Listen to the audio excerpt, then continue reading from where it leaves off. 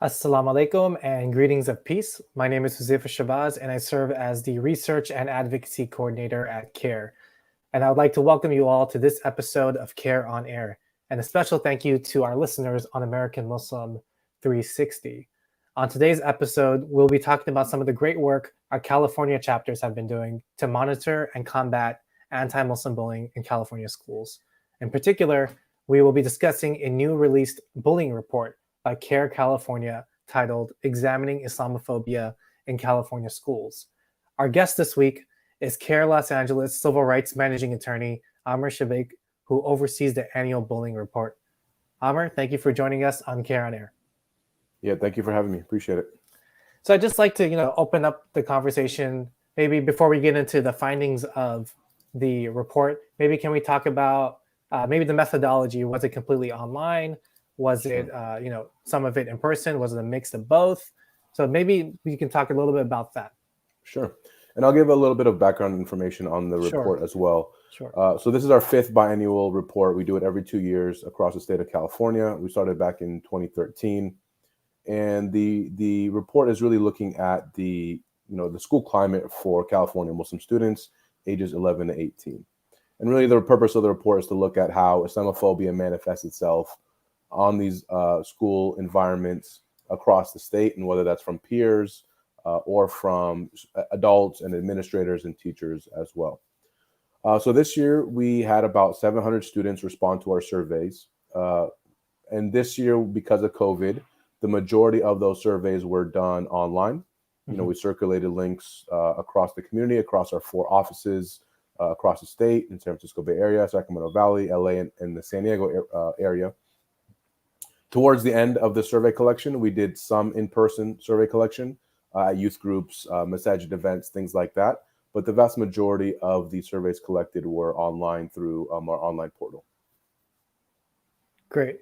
And after the survey work, can you talk a little bit about some of the key findings that stood out to you? What was surprising? What did you expect? What did you not expect? So maybe just kind of going over some of the big survey findings that really stood out. Yeah, and we had, I think, 5 big key findings and takeaways from the survey this year. The first was that nearly 50% of respondents, they reported being bullied for being Muslim. And this was in the 1.5 year period prior to the global COVID-19 pandemic. After the pandemic hit, the rates of bullying did decrease to about a 23 or so percent rate. And that was expected given the lack of in-person interactions. However, that number, prior to the pandemic is fairly high. Almost half of the respondents reported being bullied for being Muslim. And it's actually, unfortunately, an increase from the 40% that reported in our 2019 report. And of course, both of those numbers are significantly higher than the 20% of students who report being bullied across the country. This is just all students across the country, not taking into account the various different marginalized groups that may be experiencing bullying at a higher clip. The second big finding was that 55.73% of respondents reported feeling unsafe, unwelcome, or uncomfortable at school. And this was actually the highest reported percentage that we've seen since we started doing the reports in 2013. And connected to that, about 20% of respondents also reported missing schools because they felt unwelcome or unsafe at school. The third key takeaway was that 1 out of every 3 respondents, approximately 30% of respondents who do wear the hijab, reported that the hijab was pulled, tugged, or offensively touched. The fourth key finding was that approximately 1/3 of respondents experienced or witnessed some sort of cyberbullying, whether that was postings online, Islamophobic postings online directed towards the individual or directed towards Islam and Muslims kind of in general. And the last big takeaway was that nearly 1 in 4 respondents reported that a teacher, an adult, an administrator at their school had made Islamophobic offensive comments, either towards them or in class, during a class. So this, unfortunately, none of these percentages surprise me. They are shocking, given how high they are. But unfortunately, we've been seeing these incidents of bullying. We've been seeing these incidents of Islamophobia, at public schools and at non-Islamic private schools as well. But for me, I think the one that really stands out is the fact that adults are engaging in this behavior. It's obviously not excusable for students to engage in this, but I think it's even more egregious Yeah. when there are adults engaging in this type of behavior. These adults are responsible for the well-being of these students, Yeah. Whether they're teachers or administrators. Yeah, absolutely. And those statistics are really eye-opening and really not shocking for me. I've been looking into this work for quite some time. And you talked a little bit about the impact of COVID and virtual classes. Has there been, has it been really challenging considering COVID, and then having administrators being held accountable for responding to students who have made complaints, or parents who have made complaints? Has there been some sort of challenge there, right? And has there been any relationships with parents getting involved? Can you talk a little bit about that? Sure. I mean, I think COVID obviously had a deep impact across the country in terms of the way schools were functioning, the way even the way bullying was experienced, for example. I think California had one of the higher rates of in-person remote learning for students across the country. Yeah. And for the respondents to the survey, approximately 96% of them said that once they turned to remote learning, bullying either stayed the same or decreased, with the majority of those saying that it had actually decreased. So I think one takeaway was the fact that the lack of in-person interaction also led to a decrease in bullying across all forms. Because it's that in-person interaction among students that can oftentimes lead to bullying. It can lead to online bullying. It can lead to in-person bullying.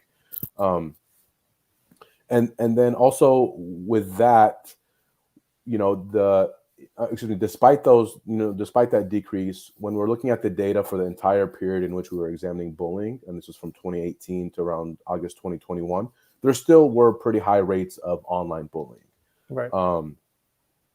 So I think oftentimes online bullying, because it's off campus, because it's not directly in the eyes of administrators, that oftentimes goes under the radar as well.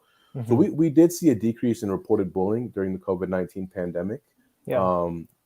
But in terms of that, I mean, schools, they're not always responsive to these complaints, whether it is in-person learning, whether it's remote learning. And that's one of the major issues that we see, is that unfortunately schools do not always take these reports of bullying seriously, unfortunately. Yeah, and maybe just a follow-up question on the online bullying. Does that change some sort of circumstance when it comes to disciplinary action if something was said online? A student who uses social media, of course, there's this whole First Amendment argument, whatever. Sure. Does that change the dynamic of anything, or does it make it some sort of impact? Yeah. So schools can regulate like off school conduct that does affect the learning environment for the student directly. There's actually a current Supreme Court case that is going to be heard soon that is looking at this issue and whether, in fact, it is a violation of First Amendment rights for the schools to regulate this off-campus speech and conduct. We believe that schools should be reacting to and responding to incidents of online bullying, online harassment, even if it's on other social media platforms that have nothing to do with the school, because ultimately that conduct and that online bullying affects the day-to-day learning environment of the school. It's that online bullying that oftentimes leads to more in-person bullying, or can exacerbate in-person bullying. Yeah. So schools, they should be reacting to that as much as they should be reacting and resolving and addressing in-person bullying as well. Because the impacts of both are deeply hurtful for students, and can really impact them. And with social media, it doesn't stop, right? They're exposed to it 24/7. Right. Absolutely. And we've talked about cyberbullying. We've talked about teacher to student bullying, peer-to-peer bullying. So maybe this is a good transition in talking about some of the recommendations that were made in the report. Can you go over some of those? Sure. So, we're talking a little bit about how the change to remote learning affected the rates of bullying. I think from that is an important lesson for administrators and teachers. The fact that, if they receive a report of bullying, they should immediately address it, making sure that the bully does not have any unsupervised time with the victim, that they increase monitoring of the bully, decreasing unsupervised interactions, whether that's in the hallway, whether that's in classrooms, whether that's, in PE, whatever it may be. So making sure that they immediately address it and look at and monitor the actions of the bully. Because as we know, when you're able to physically separate them, it can lead to a decrease in those bullying incidents. And then on top of that, there are several steps that we recommend schools take. One is they should be doing a thorough assessment of their school's environment, and as it pertains to Islamophobia and anti-Muslim bullying, as well as how it affects other marginalized groups. They can take a big picture look at how bullying is being manifested in their school, and specifically how it affects these other marginalized groups. Once they do that, and of course through that process, they should be engaging with teachers, administrators, parents, and of course students. Once that is conducted, schools need to implement thorough anti-bullying policies and trainings. There are minimum requirements in California. However, those oftentimes are not even met or don't go far enough. Sure. So making sure that these policies are transparent, making sure they're well documented, well distributed, making sure that teachers are adequately prepared to address bullying, making sure that they have bystander training, they know what to do when these bullying situations occur, making sure there's a zero tolerance policy for bullying. Those are some of the things that schools need to address. And then two other kind of bigger picture points as well. Making sure as part of that training, the educators are cognizant of their own biases. Yeah. Oftentimes I know across the CAIR network, around the anniversary of 9/11 or other kind of geopolitical issues, we oftentimes get complaints from parents or their students saying, my teacher taught about the tragic events of 9/11, but they made it in a way that marginalized the Muslim student, made them feel othered, made them feel that they were personally responsible for, those events. And other sort of other comments and curriculums that even go beyond that and are much more egregious than even that. And then last is developing curriculum that's anti-racist and inclusive, developing a thorough ethnic studies curriculum that teaches about the history of marginalized groups, and developing curriculum that students can see themselves in and do not always feel marginalized and othered by the standard curriculum. So those are some of the big picture things that we think schools can begin to implement and look at, and really take a proactive approach to address bullying before it even happens. Yeah, and those are some really great recommendations. And recently, a few days ago, CAIR-LA announced the opening of the Center for the Prevention of Hate and Bullying, which is a very new initiative will be housed under CAIR-LA. So could you talk a little bit more about this initiative? In what ways does it differ from the work of CAIR very generally? And how, what sorts of initiatives do you plan on doing under that center? Yeah, definitely. We're excited about the center, and the center is intended to build upon the work that CAIR-LA has done over the past 25 years in addressing these situations of hate, whether they're manifested through hate crimes, hate incidents, school bullying, Islamophobia on college campuses. Those are really the four big areas where Islamophobia manifests itself and affects the day-to-day lives of the Muslim American community. So it's going to really use that experience, build upon it, draw upon the various experiences and expertise of our departments, and be a center that's really focusing on these issues, ways to reactively address them, but also to proactively address them. Whether that's the collection of data and having a database of these incidents, because oftentimes with hate crimes, with school bullying, a lot of stuff goes underreported. There's no real streamlined system of keeping track of these incidents, right? Some people will report it to one governmental agency. Some people may report it to a nonprofit that will not share the information with other nonprofits. Some people may not report it at all. So we're hoping to kind of gather all these resources, have a database of this information that we're able to take to lawmakers, to school districts, and say, look, this is happening in your district. This is what's been reported. This is what we need to do to address it. The center will continue to provide, and as CAIR-LA does, direct legal services to victims of hate, whether hate crimes or school bullying. Continuing to engage with our community in Know Your Rights presentations, bystander training, and again, increasing the scope of our bullying reports and our campus climate reports to really have a resource and a center that's dedicated to these issues on a day-to-day basis. Sure. And again, being able to pull both from legal, from policy, from communications, and all that expertise to really tackle these important issues head on. Absolutely, absolutely. And just a final question for you, Amr. So, we talked a little bit about the services that CAIR LA can offer. Sometimes we parents try to deal with issues of bullying with administrators, with teachers, but often, get dismissed or ignored. So where can CAIR LA really step in? What amount of what needs to happen for CAIR LA to have substantial reason to take legal action against the school? Maybe if you could just end with that, I think that'd be really great for our audience. Sure.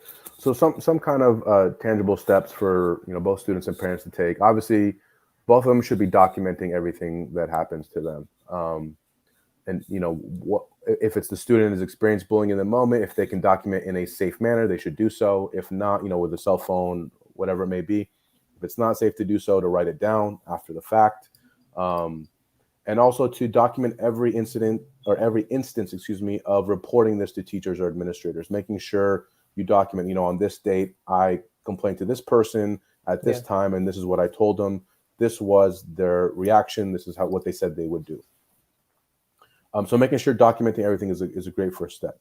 Then, if you're not getting the kind of reaction or investigation that you would like, reaching out to an organization like CAIR so we can step in. In California specifically, the schools, once they are notified of an instance of bullying, they are legally required to investigate and to address that instance of bullying.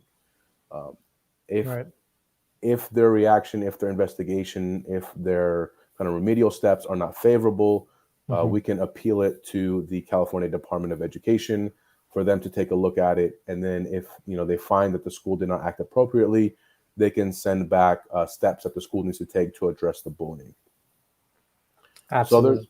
So there's a variety of different steps, but again, important to document and important to keep track of everything that happens, important to keep track of the reporting that you've done to the school, and then to report it to organizations like CAIR. And in terms of bullying, right, when we're looking at these bullying situations, we're looking at bullying that is based on a protected category in order for us to have a strong legal standard to move forward, right? And that's what we're seeing in our data. These students are being bullied because they're Muslim, because of their national origin, or because of their perceived, religion or race or anything like that. So.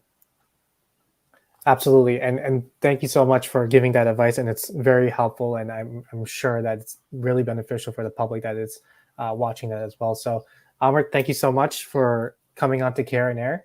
That was really great advice. I learned a lot myself, and we look forward to having you on again. Awesome. Thank you so much for having me. Appreciate it. No problem. And I'd like to thank our audience for tuning in onto CAIR on Air. Again, as a reminder, CAIR on Air streams every Thursday at 3 o'clock Eastern Time on our YouTube and Facebook pages. If you want to get a digital copy of the report, it's in the comment section, so you can click on that and check out some of the key findings of the report, some of the surveys, the recommendations, and learn more about the work that CAIR LA is doing to combat anti-Muslim bullying. So please join us next week for an episode of CAIR on Air. And until then, take care and Assalamu alaikum.